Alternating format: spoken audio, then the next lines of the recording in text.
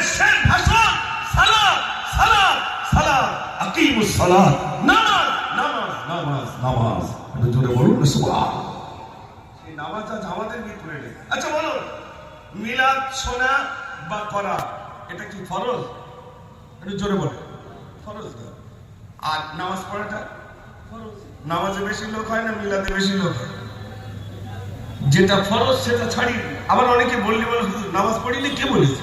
জানাজার নামাজ তো পড়ি, মানতে দেয় জানাজা পড়ি, ঈদের নামাজ পড়ি, আহা এইগুলো পড়ি। শোনে ভাইরা, আমি প্রথম আয়াত রেখেছি ইয়া আইয়ুহাল্লাযীনা আমানুত্তাকুল্লাহ, হে বিশ্বাসীগণ তোমরা আমাকে ভয় করো। শুধু ভয় নয়, ভয় করার মতো ভয় করো। আপনারা ভাবতে পারেন হযরত ওমর ফারুক রাদিয়াল্লাহু আনহু যিনি জান্নাতে